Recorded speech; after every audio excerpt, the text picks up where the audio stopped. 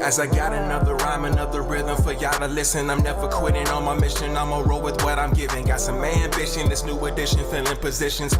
Looking at the void in myself and feeling what's missing. Better watch the way you going, better go in the right direction. In the moment you stressing, but you gon' be counting blessings. And I know that for certain, keep on working, open curtains. Haters swerving, cause they ain't ready for your final version. Whoa. I'm never gonna give up, fall down, I just gotta get up, yeah.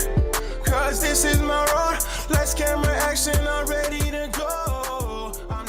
You're listening to the Tom Ficklin Show on WNHH-LP 103.5 FM, your home for community radio.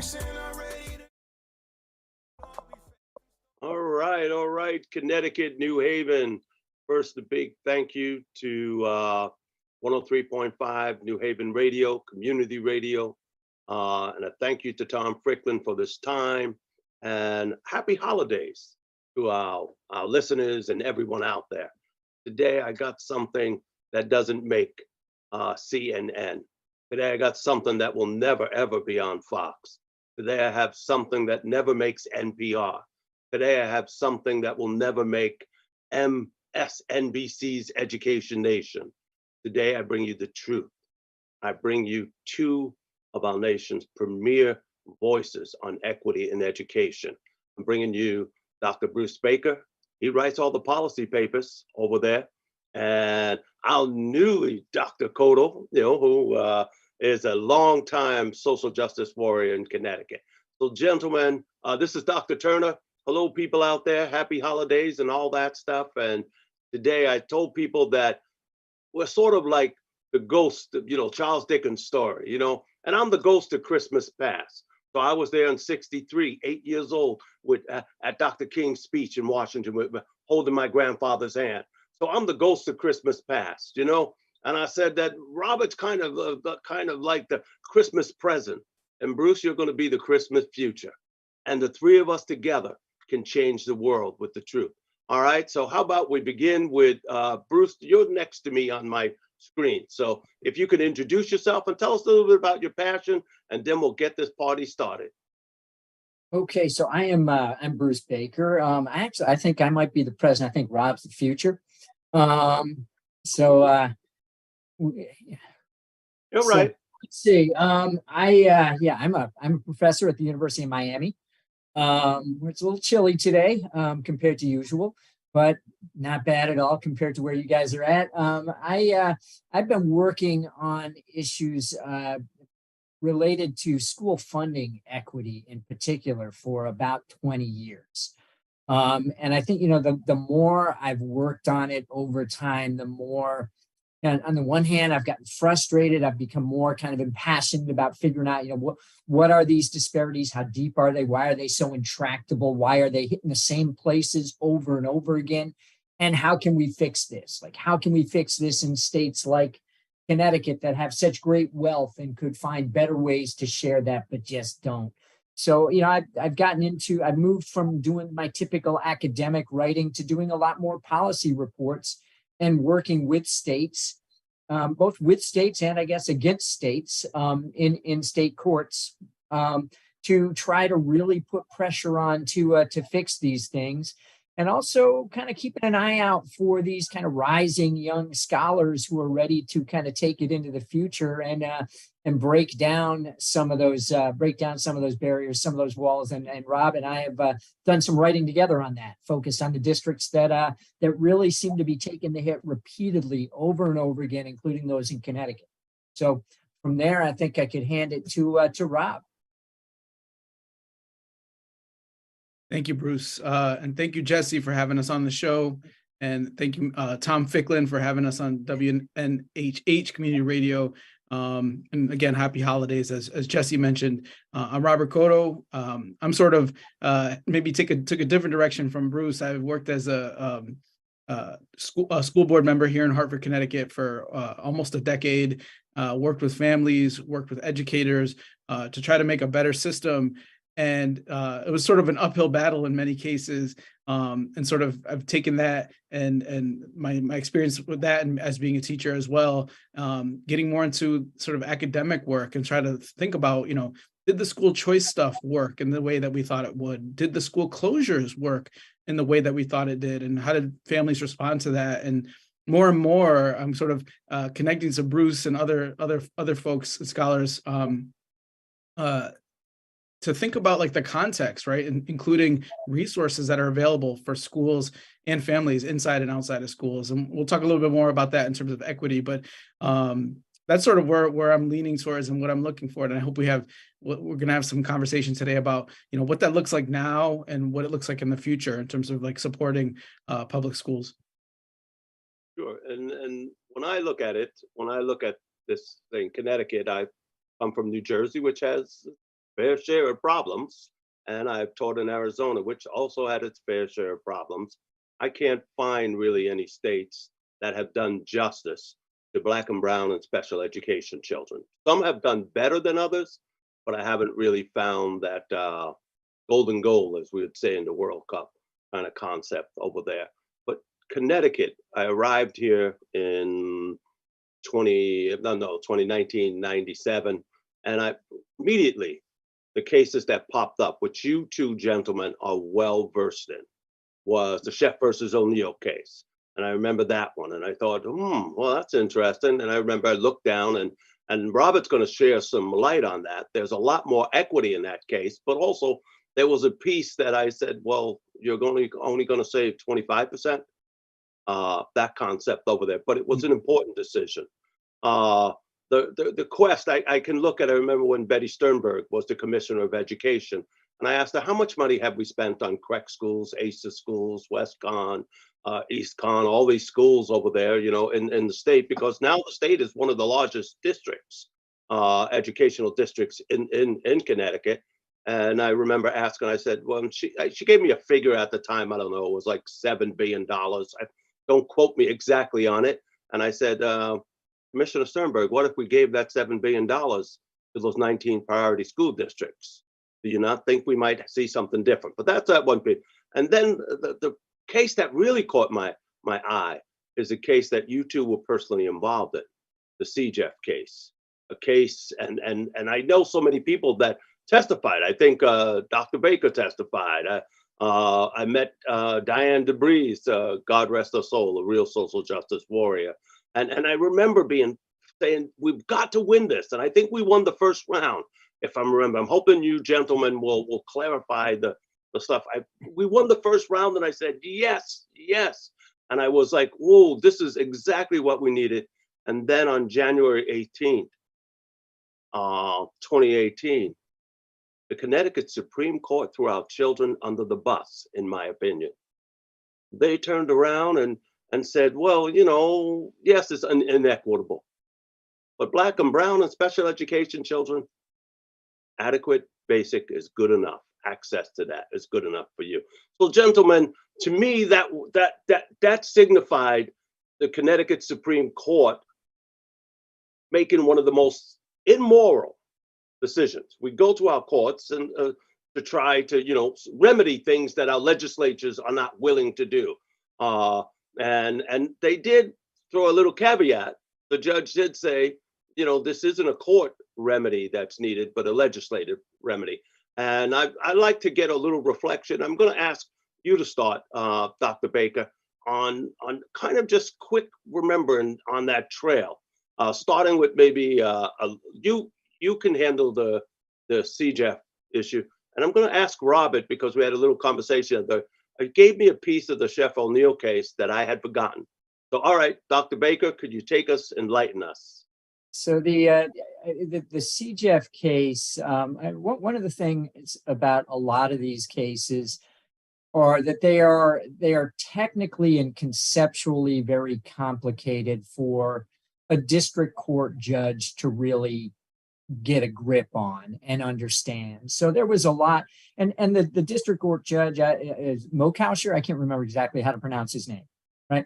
So judge, he was, my understanding was that he was actually assigned the case because of its complexity, and he was often assigned these kind of complex constitutional and other cases, although they're vastly different areas of law.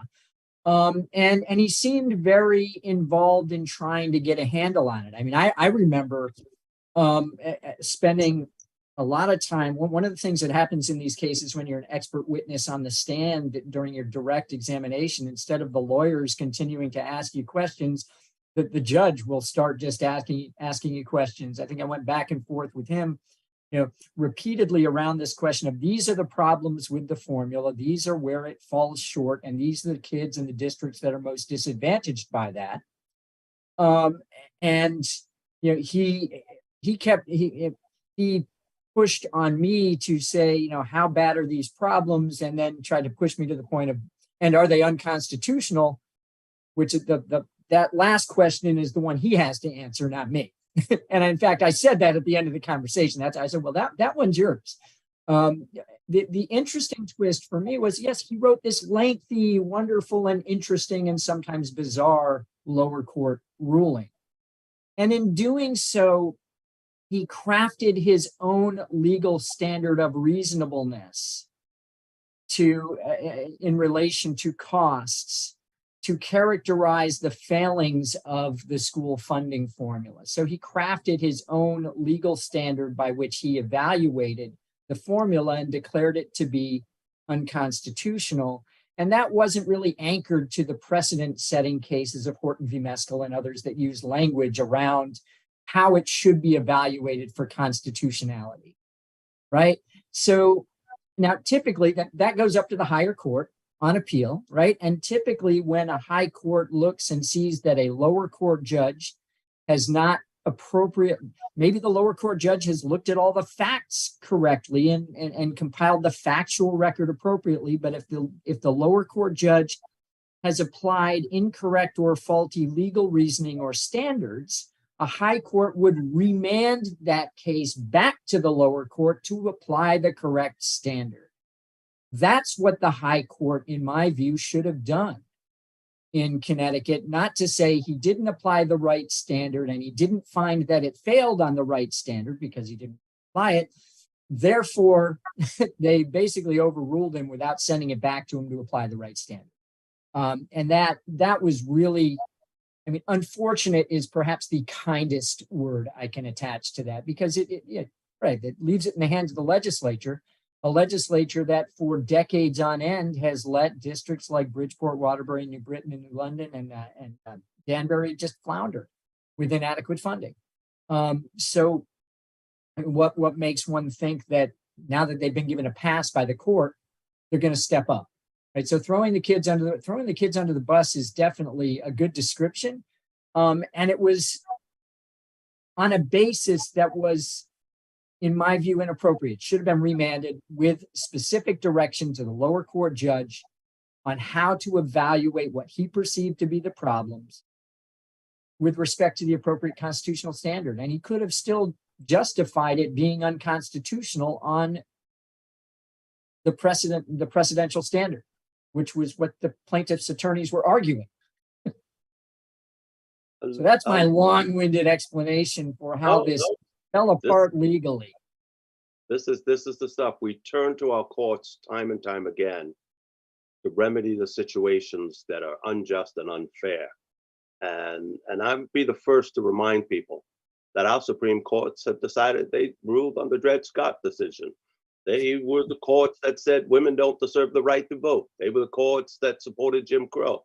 So I'm not saying, but we do turn to those courts, especially in modern times. We believe that.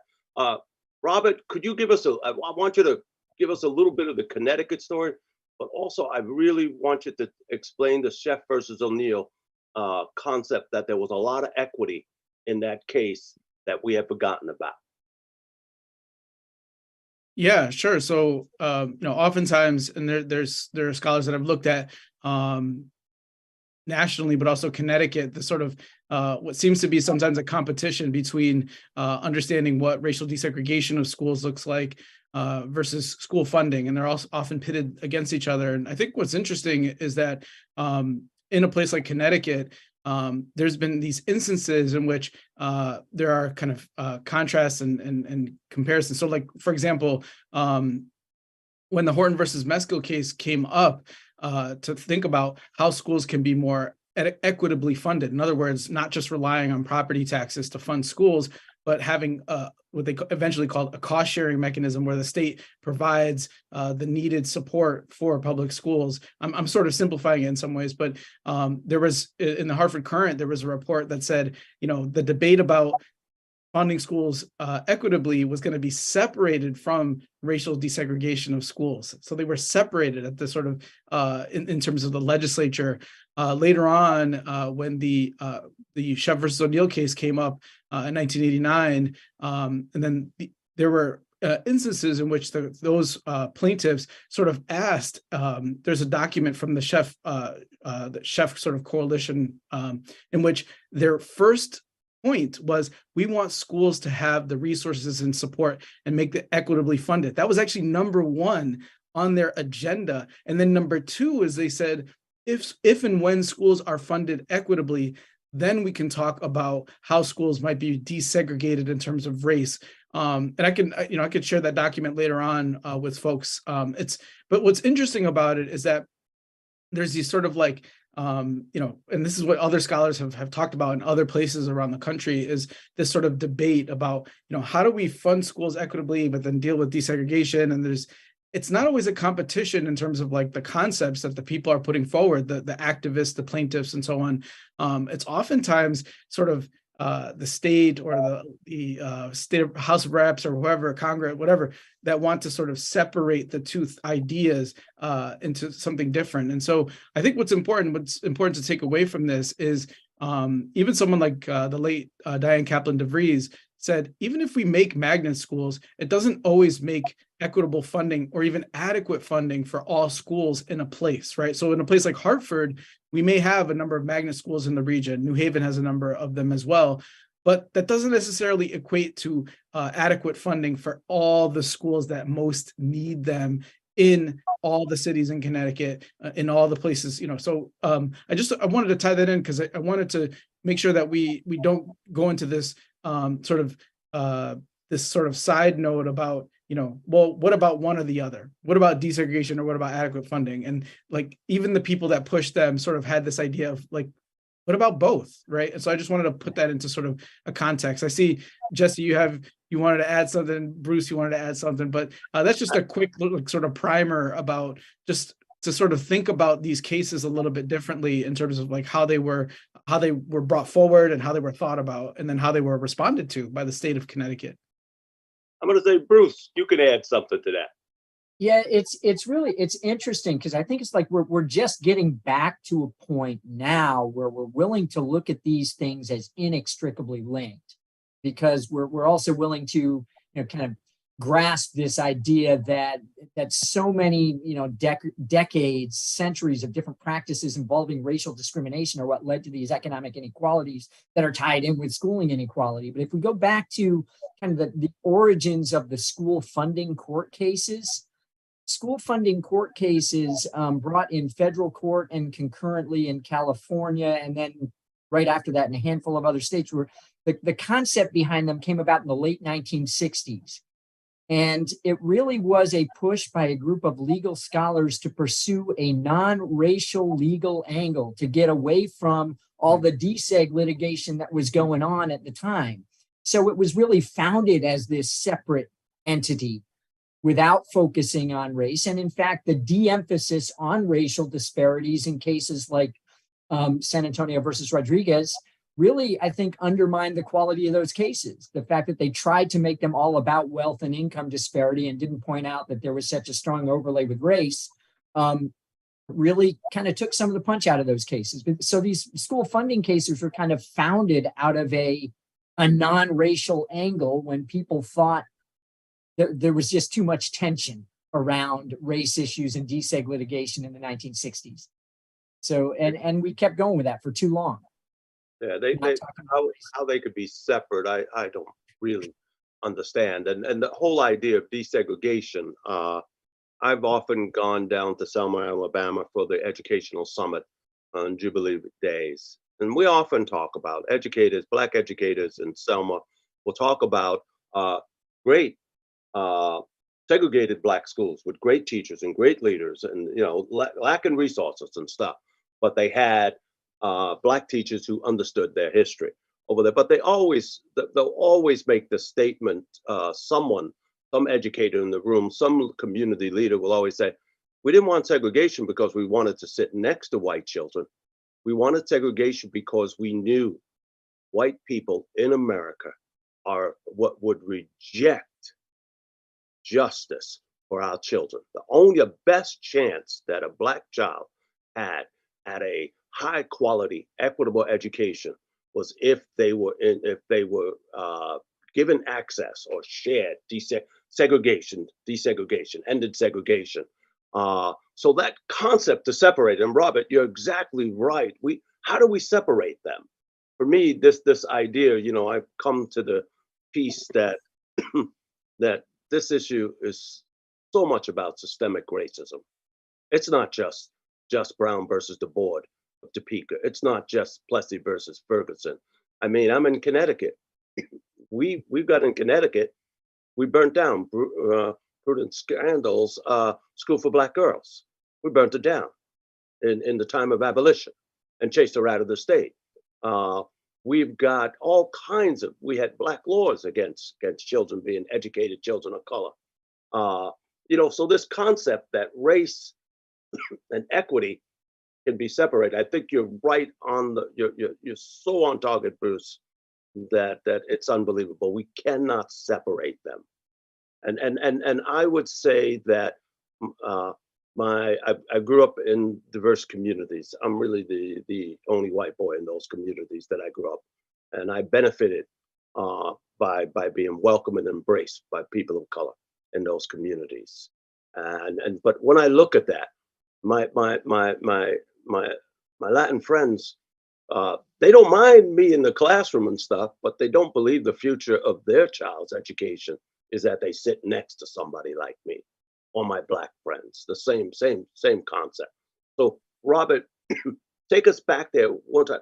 How can we formulate this argument that somehow rekindles the battle for improving our schools for all children? And do we need to break them apart, or can we bring them together? I'm giving you the hard question, Robert. Well, I think let's situate it maybe, like looking forward. Let's look where we're at first. So the decision of again, McCousher, the judge in the CJEF case, came up with some really interesting things. And I want to give you like direct quotes and compare them to what families are saying, because that's sort of my wheelhouse. Is like, what are families, what are educators saying about what are the resources in their schools, and how do we compare them? And Bruce does a fantastic job in his reports of using sort of quantitative data and sort of analyzing that. So let me give you just like a comparison of some qualitative responses real quick. So the judge in the CJEF case said that Connecticut already, quote, spends more than the bare minimum on schools. Okay, that's fine. So that might be, might say Connecticut does a decent job. But then he goes forward and says the lack of adequate resources is anecdotal. And then said further, there is no proof of a statewide problem caused by the state sending school districts too little money. Okay, so, like moving forward, let's look within the last couple of years, right? I did a study on how parents sort of responded to school closures that were temporary during the COVID epidemic, right? Were they going to go remote or in person? And here's at least one parent, and several others said about resources. But I want to share this quotation with you. This is a Latino family wrote, school buildings are not any safer now simply because everyone is asked to wear a mask. I never removed the school district's name. Buildings are old with poor ventilation, not many windows, high class sizes, etc. Social distancing when possible does not make me feel confident in sending my child to school. And so this person chose remote learning. This was back in 2020. And so I'm reading that and I'm saying to myself, wait a minute, you have the judge a couple of years ago saying, no, schools are funded just the way they need to be. And then you have a number of parents in a study deciding whether they're going to go to remote school or in-person school back in 2020. It's sort of like the quote unquote height of the pandemic. And they're saying, no, class sizes are big. And I don't feel necessarily safe in a pandemic at this particular moment to come back. And so you start to process that. And if you look even further, and this is something that Bruce looked at as well, you look even further, the sort of percentage of parents that picked remote learning in particular districts sort of correlates to whether the city, that particular public school district, has been funded sufficiently or not sufficiently, according to what Bruce Baker has put together. So when you start to add things up, I think we need to move forward by looking at what are parents, what are families, what are students, and also educators experiencing, because there's some disconnect between what parents said in this particular study and what the data shows about who has sort of adequate funding to provide the resources that they need, including sort of concrete things like class size, for example. So I'll turn it over to Bruce, because I know he wants to jump in, but I just wanted to point that as like, so you asked me, what do we need to do? Well, moving forward, what we need to do is listen to what, not just add the data that Bruce Baker and his colleagues have put together, but also what are folks saying about what are the resources do they have? Do they have the adequacy, not just, in terms of like the funding, but is the funding producing the things that we would put in the basket of stuff that people would need to have a fully adequate public school education, libraries, class sizes, and so on and so forth. So I'll leave it there, and I'll turn it over to Bruce. Yeah, libraries, class sizes, safe and healthy, well-ventilated spaces, and all that. And I mean, the really striking thing about Connecticut is, right, I mean, Mokausher got hung up on the minimum threshold problem, but really recognized the extent of the disparities. And at the bottom end, where there were the biggest funding gaps, which was part of my testimony, there were also the least well-paid teachers and the largest class sizes, and all those things linked up in very simple and straightforward ways. And then we got to see very clearly how that played out when COVID hits, that the schools that had the fewest resources or the biggest funding gaps with respect to what they needed, and the least well-paid teachers and the largest class sizes, the most crowded spaces, which were also the lower quality, less well-ventilated spaces in older buildings, those places couldn't, on the one hand, they themselves couldn't open and operate in-person learning as much as other places. And on the other hand, the people in those communities saw that and knew that and were that much more tentative about diving in. All of these stories, the stories don't always reconcile as cleanly in other states and contexts where I've worked, but kind of like in Connecticut, we know where the problems are, in part because they've been in the same damn places for decades, and we just not solved them. And the same people have seen them in their community generation after generation, and they've seen them not be solved. So there becomes a distrust that they ever will be, and that's heightened in a context of something like COVID. I think when it gets to the problem solving thing that Jesse brought up, one of the things I've tried to do in the language in a lot of my reports is to really, we historically talked about school funding disparities being these kind of economic and wealth related disparities that fall disparately by race. These are disparities that for the most part were actually created by racism and discrimination and happen to fall disparately by economic measures. Right? Because we created economic disparities by the way we force and channel people by race into certain housing. And it's we have a segregation, discrimination, a report we came out with through the Shanker Institute. And we looked at 7 metros across the country, and the Hartford area was one, where we mapped all the different practices from the early 1900s until now, for how Blacks and Latinos are steered toward only allowed to rent in by property in certain neighborhoods, reinforcing housing discrimination and segregation for decades, for really over a century, all the way up until now. I think there's a great, John Oliver did a segment on this stuff, and he had this one quote, something to the effect of, these are real damages that we've put upon, people who are, here among us here and now. It's not like we're talking about something that was done as a policy in the 1800s, right? There's a string of policies that bring us to now, and to some extent, the responses to these, the bold steps toward fixing them, can be framed from a reparations standpoint. That we need to take strong reparatory measures to treat better those communities that really all the way up until now and still ongoing, we've continued to forcibly disadvantage.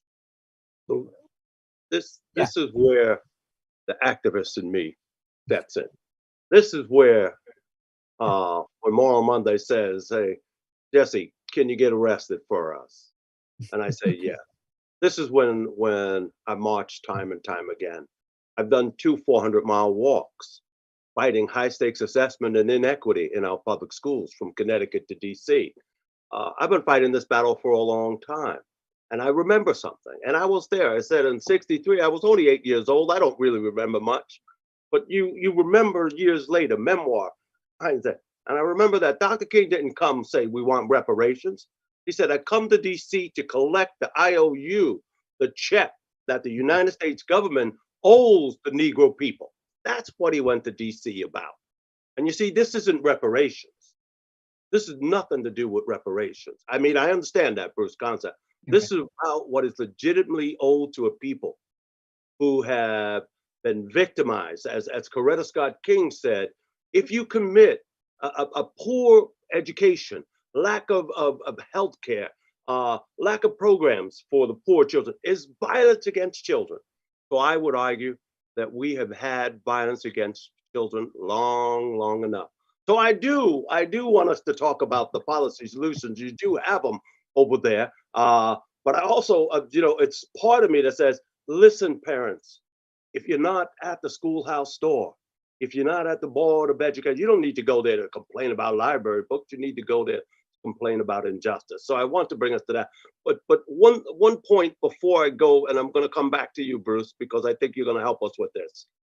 I took a group of teachers from the Bahamas that were visiting Central Connecticut State University, and my job is like take you around the schools. And we went to Farmington School, nice small little elementary school in Farmington. I think less than 300 students at the time. And then and they went there and they found that, and so these are all teachers from the Bahamas with me, and they're going visiting my former students who are literacy specialists and literacy consultants at the school. And there are 2 full-timers, 2 certified part-timers, and there's a librarian just for the level book library room over there in there. And they're like, wow, this is great. How do you do it? And then I took them to Betances Elementary School, who was supposed to be called the reading school in Hartford. And when they went to Betances and they looked and they said, how could this be? How could this be? How could you have, and not only that, when they were in the Farmington, they asked them, well, how many children do you have in need? And the people started going like this, 1, 2, they started counting on their fingers. And they came up with something like 25 kids in this whole school that were getting four adults, 4 certified staff members giving them results. Betances couldn't even give us the number. If we looked at the data, it was near 70% of their students. So one of those things, I think, Bruce, that I know that this is what you've been working on and our policy advocates are working on. A re-examination of a school funding formula that is so rooted in the algorithm of injustice. What other policy, if we're going to relook at school funding formula, what other ways? Because I'm also, year after year, schools are patted on the back. You've done a good job, Connecticut. I think we got a B or something, or a B plus for equity. And I'm like, B plus, I fail you. So tell us what we could do to reimagine a school formula. Reward schools, reward a state for bringing equity. I have, New Britain schools have no librarians. I have a magnet school in Hartford that has no library. You tell me.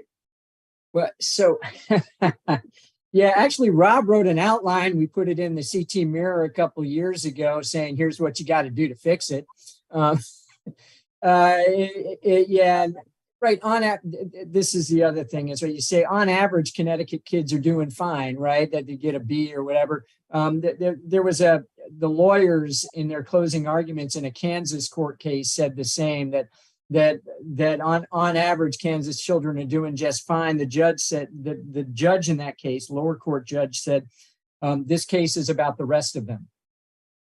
Or it was most Kansas children are doing just fine. He said, well, this case is about the rest of them, not the because there are those huge inequities. So the inequities in Connecticut are much worse than in Kansas.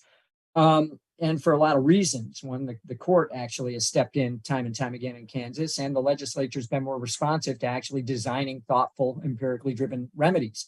Wrote a whole book about that. A book I couldn't possibly write about Connecticut with the same positive framing.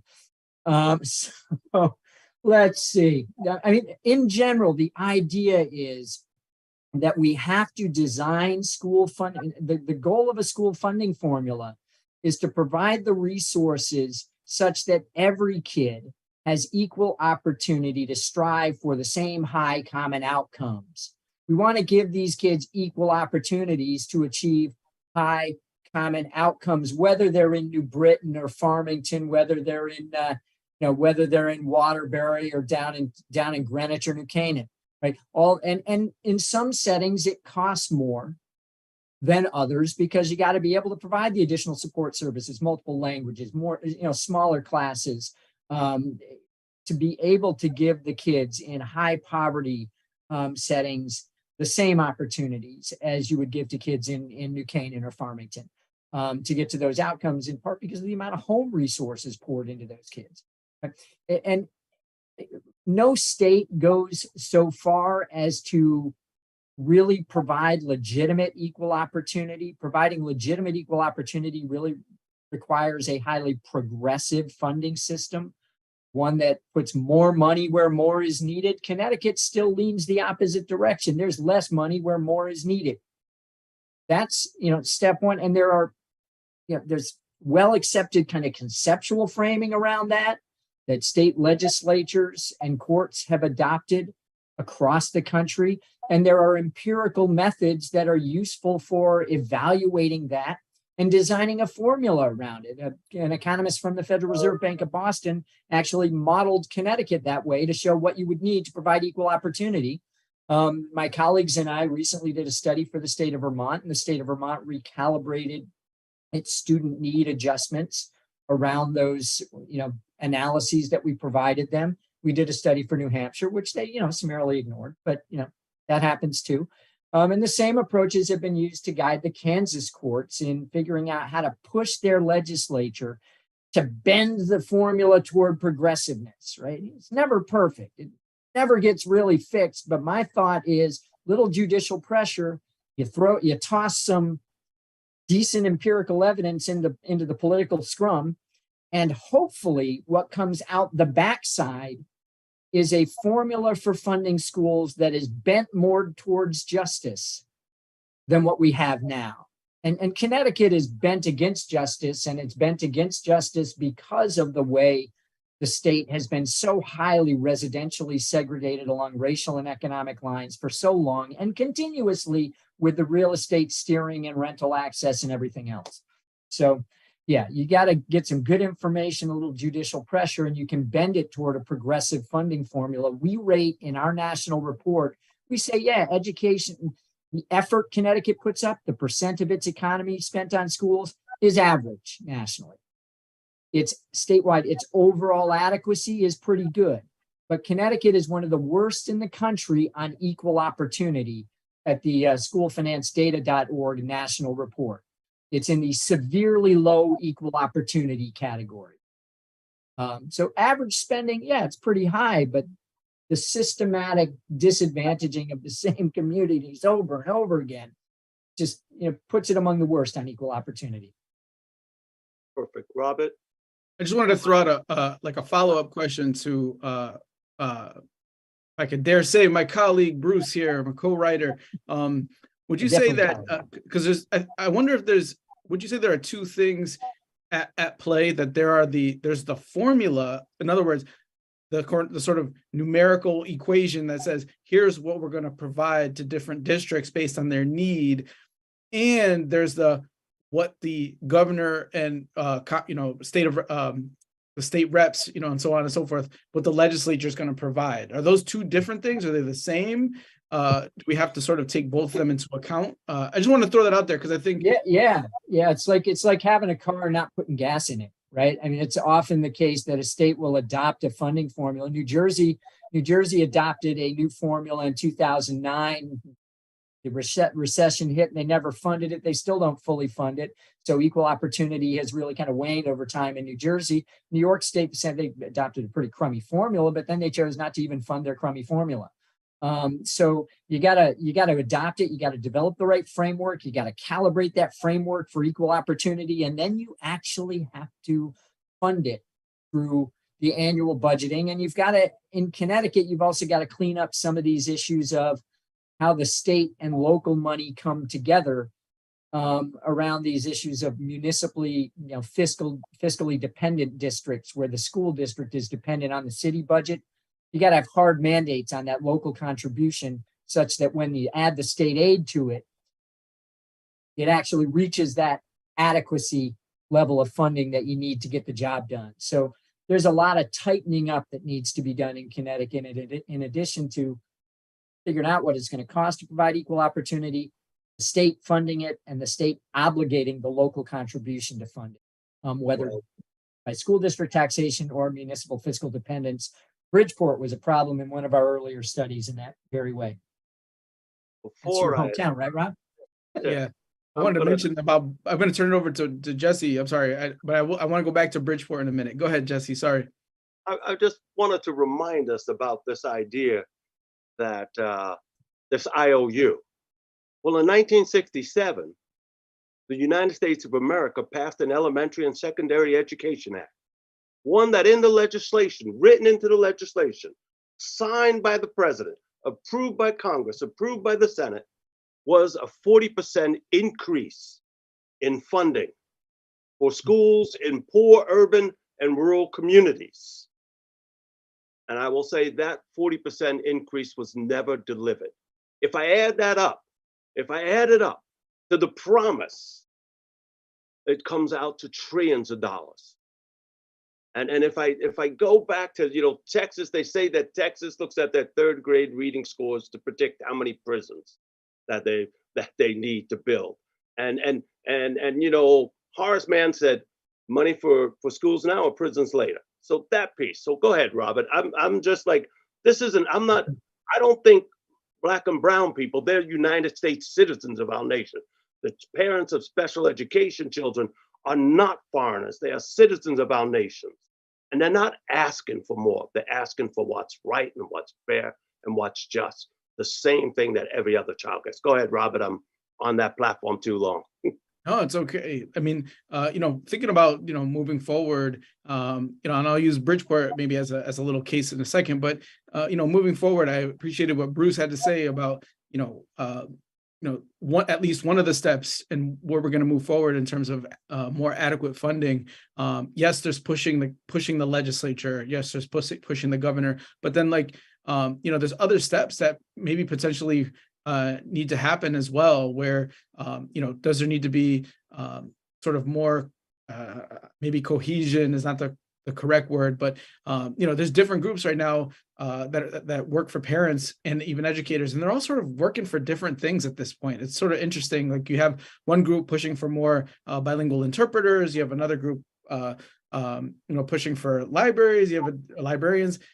There's sort of we're sort of at this interesting point where other folks are saying safety issues, and they're even defining safety in very different ways. So everyone's sort of on a little bit of different page depending on where you are in the state. So perhaps some sort of more sort of group consciousness or cohesion about what's actually being pushed for might be fruitful as another step. But let's look at Bridgeport, for example. In Bruce's recent report, he did a state-by-state, he and his colleagues did a state-by-state analysis, and they looked at different cities that are sort of above or below adequacy in terms of adequate spending. And they said in the 10 largest Connecticut school districts, and Bridgeport was actually negative 22% below adequate spending. And that was the highest in terms of below. Also, Hartford was in that mix, and New Britain was in that mix as well. Bridgeport, we look back, and they took a path differently in the 70s and 80s, not doing as many interdistrict magnet schools as New Haven and Hartford did, which I think Bruce has also mentioned this before in other work, sort of uplifted them in terms of the resources that they needed in terms of funding. And then Bridgeport, was actually brought up by the CJEF judge. This CJEF judge was saying, rather than looking at test scores as a benchmark to see who needs more support, he looked at it as who doesn't need more support. It was very, very unusual. And he said this, that we needed more consequences, more substantial consequences for districts that aren't doing well on like standardized test scores. And you're like scratching my head, like, well, doesn't that mean that perhaps they need more resources? And he literally listed Bridgeport as one of them. And he said, this is a quote, the judge stated, there is no room for a slack system to support cities like Bridgeport. And it's sort of interesting that, like, you know, again, sort of group consciousness is like this idea of like, you know, if the judges in court cases are looking at test scores, standardized test scores, and saying this is a metric of who should get more resources or not, that's extremely problematic in terms of what this particular judge, how they understand what standardized test scores are meant to do, and also how we're using them, how we're like actually like sort of using them to sort of provide the sort of equity in terms of funding and adequacy in terms of funding. So I just wanted to throw that out there, that like, you know, more generally, a bit of better understanding of you know, what numbers we're looking at and what the data is sort of telling us about different places.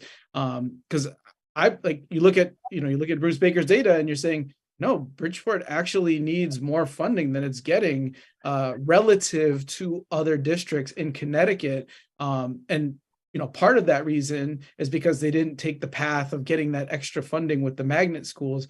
It's sort of a different case, but it's still sort of striking that it's still out there. And then you have a judge saying, nope, they're bad test scores. We don't need to give them any more money. Nope. So I'll turn it over to Bruce, but I just wanted to point out that that's.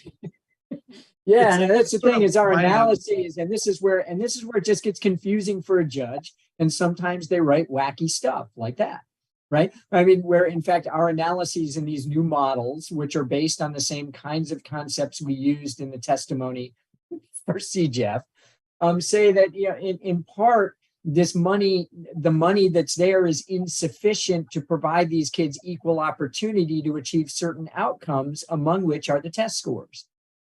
The disparities we see in the test scores are a signal produced by the system, and a signal that invariably just shows us those deep underlying racial and economic disparities, right? And it would be nice, in fact, among all other things in correcting equal opportunity, to be able to make this system more equitable in a way that could also even produce more equitable test scores if they are a signal of the deep underlying inequities.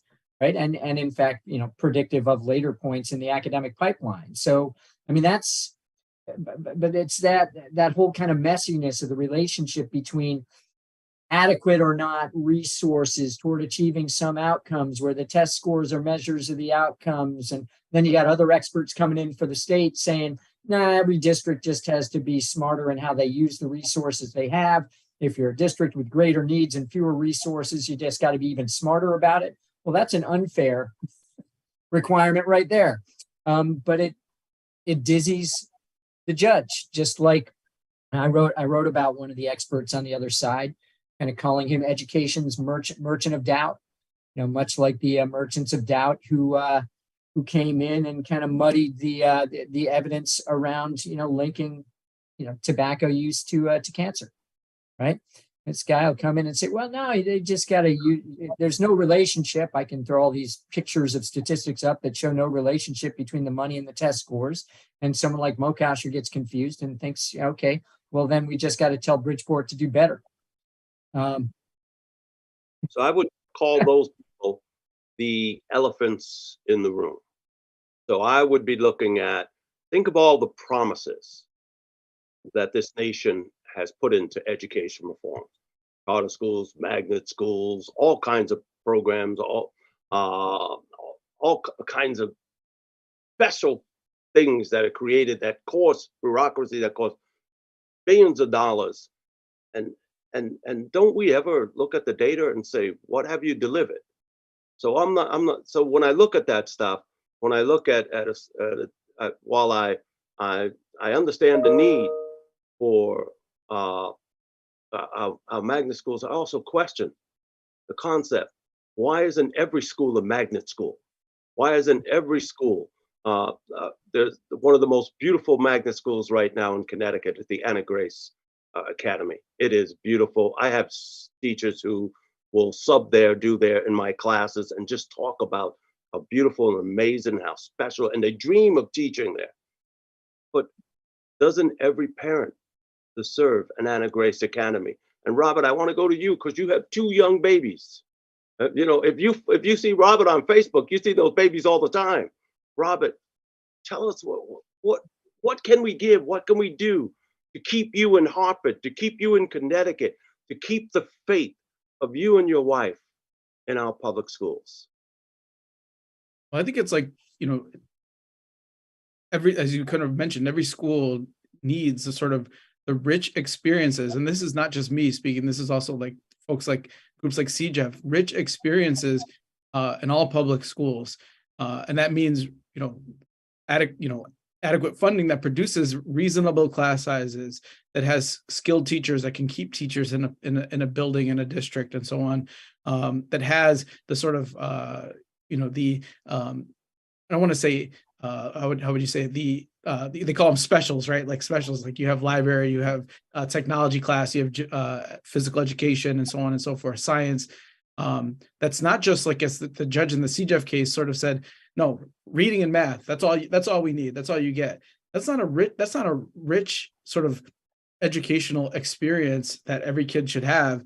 And what it does is like, it limits for kids in a place like Hartford, in a place like Bridgeport, it limits what's available to them and what supports them and what enriches their lives, but other places can get. And so it's like, yeah, well, if Hartford can't provide that, then people leave and they move. And if you look at some of the numbers, Latinos and Black folks have moved out of Hartford over the last 20 years. Like they said, the government's not going to help us in our schools, we're going to leave. And they did that.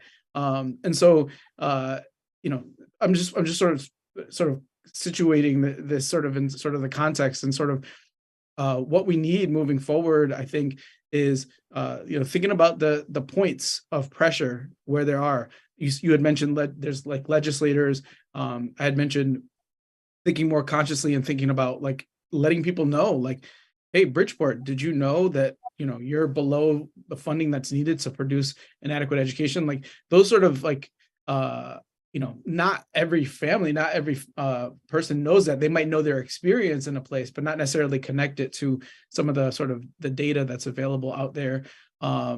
But I think there just needs to be, we need to think about more where some of the pressure points are in terms of, getting the legislature, getting, folks to sort of push more in terms of what is being offered. And it's a difficult time. So I'm not going to say that's an easy thing. It's a difficult time economically, health wise, and so on and so forth. But that's sort of my thing looking at the next year is like, where are those pressure points, in the legislature, in communities with groups, connecting with folks. So I'll turn it over to Bruce. What do you think? Bruce, 30 seconds. All right. Yeah. So I think Rob makes a really good point here. He made a great one a few minutes ago, too, about that you get all these different groups that are lobbying for different things that they want to see in school. And almost all of those things have as a prerequisite condition adequate funding, right? So can we convince all those groups kind of rally around the prerequisite condition together, knowing that that sets the stage for the rest, and then we follow with the rest? Let's get those conditions established and then move forward on how we want to use and allocate this adequate funding. But if it's not there, we can't use it. So I'll leave us with what my feeling is. We need a Dr. King moment. We need a Rosa Parks moment. We need a Nelson Mandela moment. We need an uprising of people to come together to demand of their legislators. If half of our children in our schools now are children of color, if they left our schools collapse. And those rest of those kids that get the best, they won't have public schools to go to. And so I believe that we need to bring the policy and the moral fight to the table. And I'm ready for the moral fight. salutations, happy holidays. As I got Thank another you, rhyme, Bruce. another rhythm for y'all to listen. You are I'm never blessed. quitting Thank on my you. mission. I'ma roll with what I'm giving. Got some ambition, this new edition, filling positions. Looking at the void in myself and feeling what's missing. Better watch the way you going, better go in the right direction. In the moment you stressing, but you gon' be counting blessings. And I know that for certain. Keep on working, open curtains, haters swerving, cause they ain't ready for your final version. Whoa. I'm never gonna give up, fall down, I just gotta get up, yeah. Cause this is my road, lights, camera, action, I'm ready to go. I'm never gonna give up, fall down, I just gotta get up, yeah. Yeah, this is my road, lights, camera, action, I'm ready to go. Way too long, we faced them storms, now you